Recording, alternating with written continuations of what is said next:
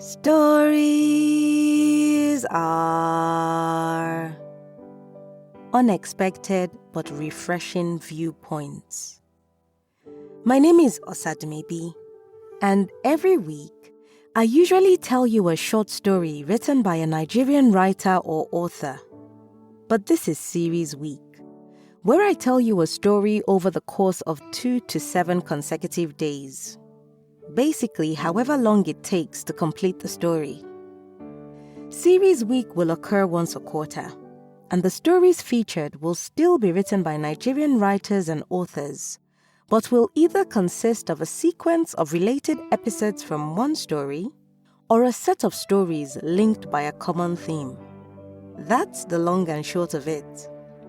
So without much ado, this Series Week is a set of stories linked by a common theme, romance.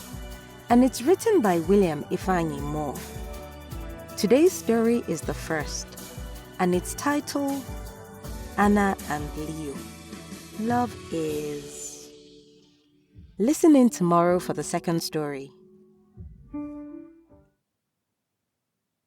She was sat by herself on the beach. It wasn't a place most people would find suitable for loneliness, but not Anna. She drew some comfort from the presence of others even if she didn't have their company. For a socially awkward introvert, this was more than enough dose of human contact. She opened a bottle of wine and poured herself a glass. Then she reached for her bag to retrieve her pen and book of poems. She began to scribble. Love is. She paused for thought. That was when he appeared. Leo was the type of man she had only imagined existed in her fantasies, or in some super advanced science lab where they worked on creating genetically perfect futuristic humans. Nevertheless, she greeted him with a kind of nonchalance that suggested she barely noticed his intrusion. He smiled at her pretend cool. He wasn't exactly vain, but he was all too aware of his physical attributes. On so many occasions, women had pointed them out to him, and even when he tried to act modestly, it did nothing to ease their excitement. "You're here alone? Are you like the stereotypical depressed writer?" he asked. "I actually don't like people very much. I like being by myself. And you don't have to be depressed to enjoy your own company," she said. "I'm sorry. I was just trying to make conversation. You would think at my age I would be a lot better at this." Apology accepted. She flashed him a courteous smile and went back to her writing. "What are you writing about?" Before she could decide if to lie about the subject of her latest poem, he had a peek at her first line. "Love is a shout into a void," he quoted. "That is really rude." She covered her scanty page. "Relax. You're at the beach, you know." He sat next to her. Deep down, she did not mind his company at all. In fact, she was inviting it. But since she had started on this mean streak, she had to see it through, at least until he broke it. "I am sure you can learn a thing or two about love from me. My older brother is a writer. Sometimes he has discussions with me just to find inspiration. I promise, I am not as shallow as you might think." Leo was used to people equating his good looks with a shallow personality.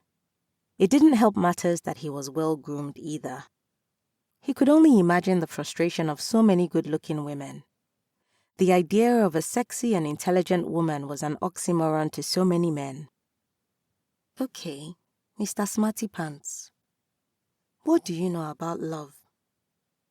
"I know that love is not a feeling. It's a decision. A choice we make and have to keep deciding if we want to stay with or not." She was taken by surprise by how far from the generic idea his explanation was. Maybe he actually did have something for her to consider. He continued. Sure, poets and playwrights can paint us pictures to pull our heartstrings. But the stage of love they explain is just infatuation.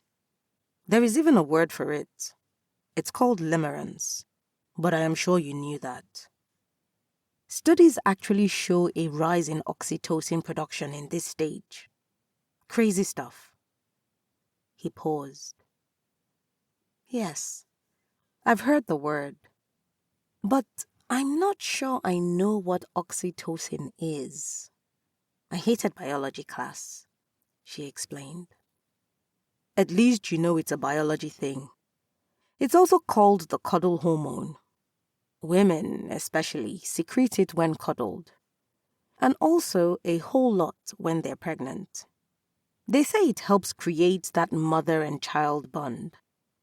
It's also why a guy should never cuddle a girl after sex if he has no plans to call her again. I'll keep that in mind. Comfortable silence. So, you think the whole dreamy phase of love that most people appear to be addicted to and believe to represent what love should feel like is just a hormonal high? I could not have put it better if I tried, he said.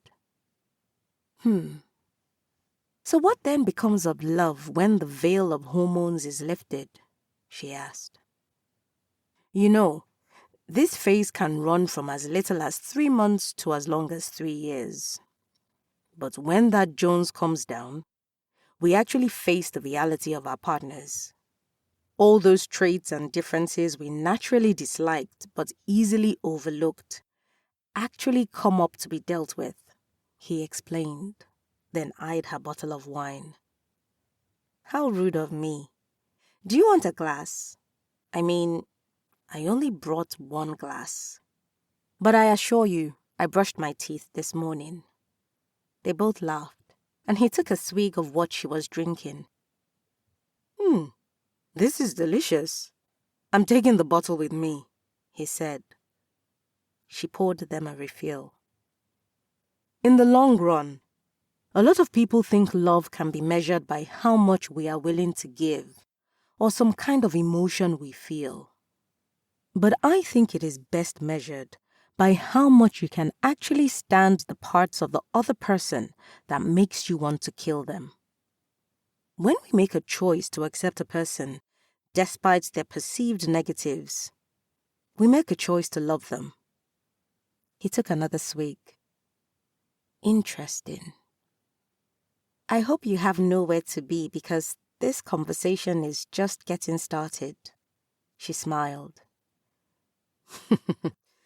I don't even think my friends will notice I'm gone.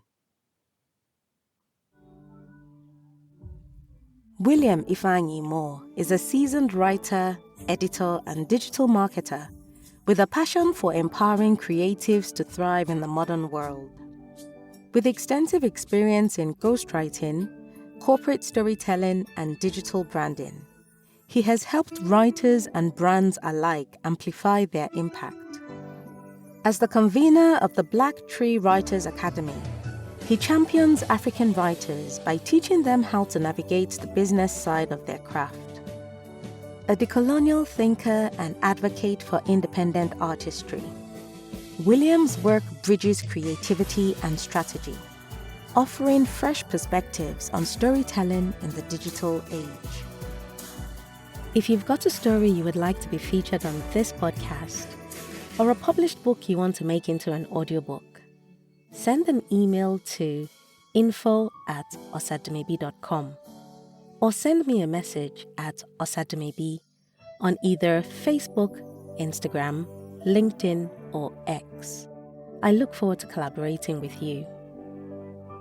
And if you've enjoyed this week's episode, please subscribe, leave a review, and tell someone, everyone, that stories are a good escape for a few minutes each week.